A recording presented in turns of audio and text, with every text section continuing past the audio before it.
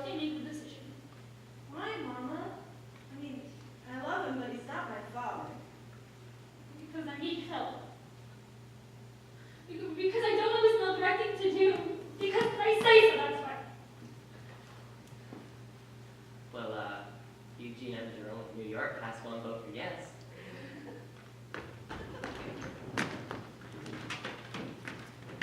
Listen, what I'm about to tell you is so secret and private that I have instructed my memoirs not be read until 30 years after I've died. I, Eugene M. Jerome, have committed a mortal sin by lusting over my cousin Nora. I mean, I can tell you all this now because when you're reading it, I'll be dead. Actually, if I had a choice between a tryout with the Yankees and seeing Nora's paragraphs for 2.5 seconds, I'd have some serious consideration to do. I need bread. What? I need bread. Go across the street 3 blocks and get it. Right. Well, I went to the store this morning. So you'll go again this afternoon. Well, why am I always going to the store? When I grow up, that's all I'm going to be trained to do is go to the store. You don't want to go? Fine. Yes. I. Oh, okay, don't do that. I'll go. Don't make me feel guilty. You get a quarter pound of butter? What?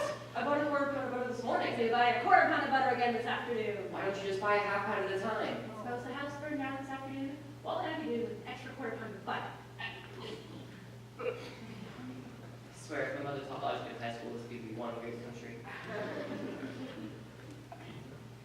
So, what are you going to do? I don't know. Leave me alone. Don't just sit there watching me. It's mine as much as it's yours. I don't have to leave if I don't want to. Yeah, but you have to stare at me. Can't I have any privacy? I'm just staring into space. I can't help if your body interferes. I bet you're worried. How would you feel if your entire life's choices depended on what Uncle Jack had to say? God, I just wish Daddy were alive. He'd know what to do. He would have said no. He was really strict. Not me. I mean, he was strict, but he was fair. He said no, he always gave you a good reason for it.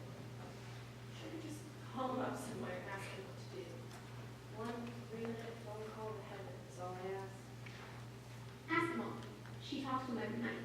Who told you that? She did. She puts his picture on her pillow and talks to him.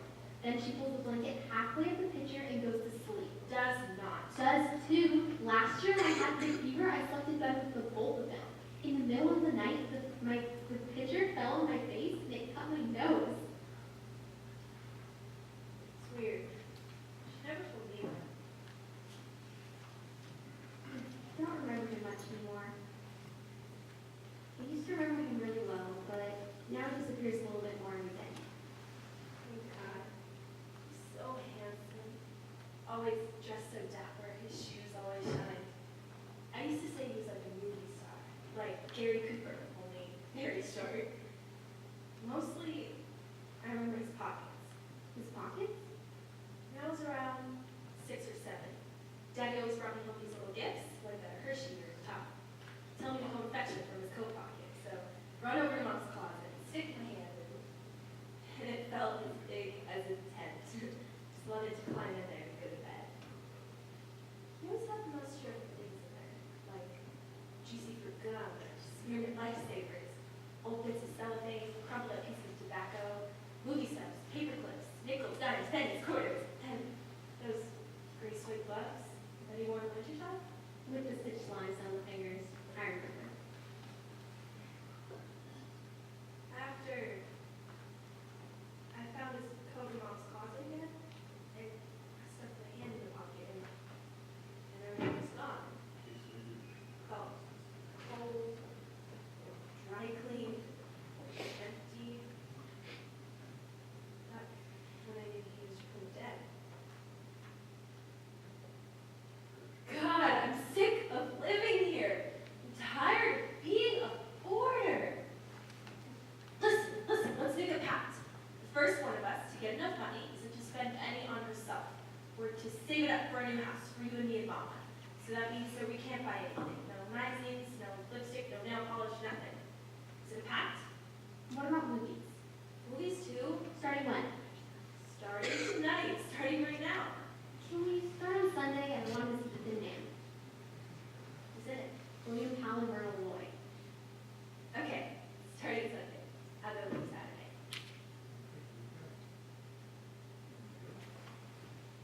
Sid Luckman of Columbia waits from the snap from the center. Snow is coming down in a hard blizzard. He gets it. Passes. Sid Luckman's got it! He's got his own ball! He's going! He's going! Down 50! Down 40! The 30! 20! Touchdown! Sid Luckman of Columbia wins against the Crimson of Harvard, 13-12. Listen to that crowd! Eugene, stop that yelling! I have a cake in the oven! Hey, Eugene. Oh, this is my brother Stan. And you all will like him. What's up? Are you home so early? Is Pablo yet? Well, no, not yet. Did you ask your boss about the Yankee tickets? What tickets? You sent your boss to a guy who get tickets. You not? Me and my boss have more important things to discuss. I'm in trouble, Eugene. I'm in real trouble. Oh, this surprised me because Stan is the kind of guy who can get himself out of any kind of trouble. What kind of trouble? I got fired today. What? Like, for reals? You get fired temporarily. It's permanent. It's a lifetime firing. Why? What happened? He's all in the account of Andrew, the color guy who sweeps up. Well, he's sweeping up and he puts the broom on the table. Goes and throws some junk in the trash can. Broom slips. Knocks a can of linseed oil over 3 brand new hats. $9 Stetsons. I mean, it wasn't Andrew's fault the linseed oil was there, right? Right. So Mr. Stroheim sees the oily hats and he gets crazy. Says that the hats are going to come out of Andrew's salary. $27. Oh, So Andrew starts to cry. he cried? 42 years old, bawling all over the stock. I mean, the man doesn't have too much furniture upstairs, but he's nice. Always brings me coffee, always laughing, always telling me jokes. Never understand them, but I laugh anyway to make me feel better, you know? Oh, yeah. So I tell Mr. Sherman, I don't think it's fair. It wasn't Andrew's fault. Said that to him? Sure, why not? And he says to me, you want to pay for the hats, big mouth? I said, no, I don't want to pay for the hats. I said, then mind your own business, big mouth. Oh, mackerel. So Mr. Storm looks at me like machine gun bullets are going to come out of his eyes. And he calmly looks at Andrew and he sends him to the factory to get 3 brand new hats, which is usually my job. You know what he tells me to do? What? He tells me to grab the broom and that I'm the sweeping man for the week. I can't believe it. I felt like the dignity of everyone in that workplace was in my hands. Even Andrew stopped crying when he watched. So I grit my teeth and grabbed the broom. There was a giant pile of dirt in the middle of the floor. Yeah. And I sweep it all over Mr. Stroheim's shoes, which Andrew shined this morning if you want to talk about iron. I'm dead. I'm actually tired. You could see everybody in there was about to bust a gut. Even the bookkeeper couldn't keep her false teeth in. Andrew's eyes were hanging 5 inches out of his sockets. This is the greatest story in the history of the universe. So, anyways, Mr. Strong pulls me into his office, pulls down the shades, starts talking to me about his German superiors. That if he ever did such a thing, he'd be carried a baby dead. Kind of perfect. It's awesome. I said, when I'm in Germany, we'll play. Oh, said that to him? No, I don't want to take it too far. Figured. Anyways, he tells me that I'm a good boy and that he's always liked me. So he's willing to give me another chance.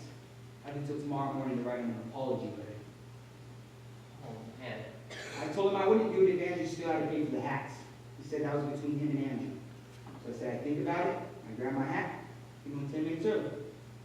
Oh, Stan, I'm sweating. I swear to God, I'm sweating. And I don't know why I did it. It was just so unfair. I mean, if you give him when you're 18, then you give him for the rest of your life, don't you think? I suppose so. So, what's your decision then? Are you write the letter? No. What? Positively? Positive.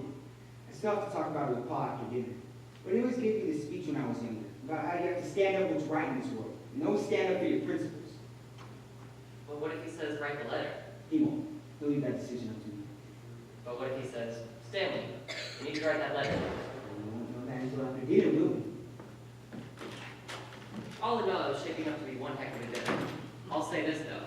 I've always had this two-way thing with my brother Stanley. Either I worship the ground he stands on, or I hate his guts. I guess you can kind of tell how I feel about him today.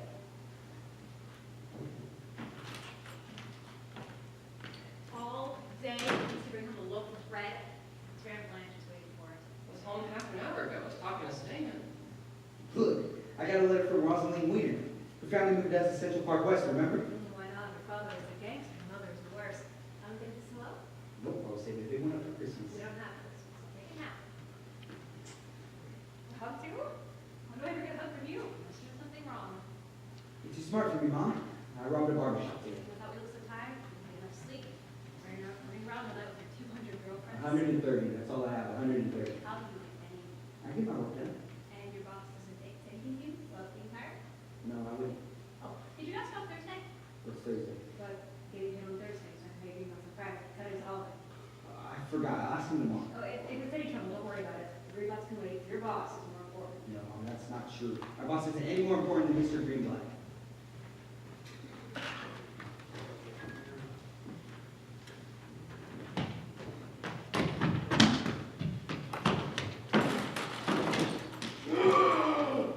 Oh, God! Things couldn't get any worse. Now this? It's the ultimate tragedy. Liver and cabbage for dinner. That's a Jewish medieval torture, you know. Marty Brickrope, an A student in science, tells me that cooked cabbage can be smelled farther than sound, traveling for 7 minutes. I died before my memoirs were finished. Well, it's because I gagged in the middle of dinner.